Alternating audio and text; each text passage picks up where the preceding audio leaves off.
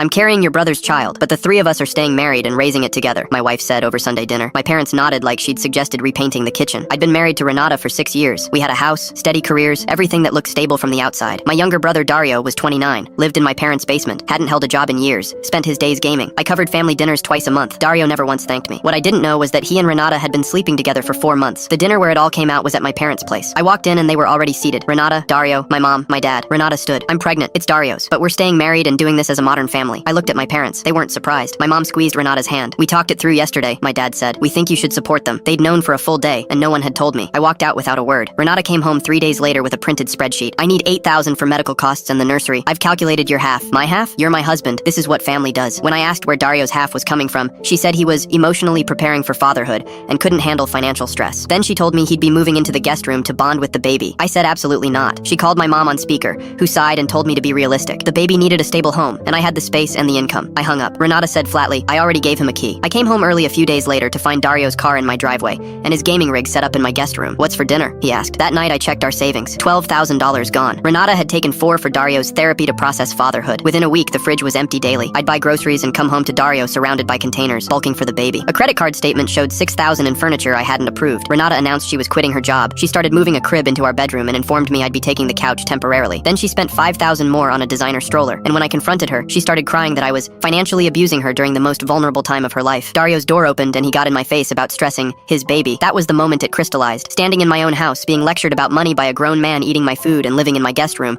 with a wife who'd rewritten our marriage without my consent and parents cheering it on. So I stopped arguing and started documenting. I called a lawyer that night, not to make a scene, to be thorough. I'd saved every bank statement, every card charge, every text where Renata laid out her plans in writing, $23,000 in 8 weeks, all on paper. The next morning, I filed for divorce and filed to have Dario removed from a property that was, legally, mine alone from before the marriage. I opened a new account, redirected my paycheck, froze the joint accounts, and canceled the shared cards. I didn't do any of it out of spite. I did it because I'd finally understood that no one at that table was ever going to draw a line for me. I had to do it myself. 2 days later, Renata's card declined at the store. She called screaming. I told her to check her email. Dario got his notice the same week. My parents came over yelling about family and loyalty, and I laid the bank statements on the table without a word. The full accounting of what family had cost me in 2 months. They didn't have much to say after that. The court had everything documented. Renata's attempt to frame the finances as abuse fell apart against a paper trail that showed exactly who had spent what. Because the house was mine before the marriage and the debts were hers, she walked away with far less than she'd counted on. I sold the house a few months later and moved to a new state for a fresh start. Renata and Dario ended up crammed into my parents' place. Whatever they built from there was theirs to sort out. My parents called on my birthday. I looked at the phone for a while, and then I let it go to voicemail. Not out of anger anymore, just clarity. I'd spent years being the family bank, the reliable one, the one who'd absorb anything to keep the peace. The best thing I ever did was finally decide that keeping the peace wasn't worth losing myself. I've never slept better than I do now, in a quiet house that's entirely my own.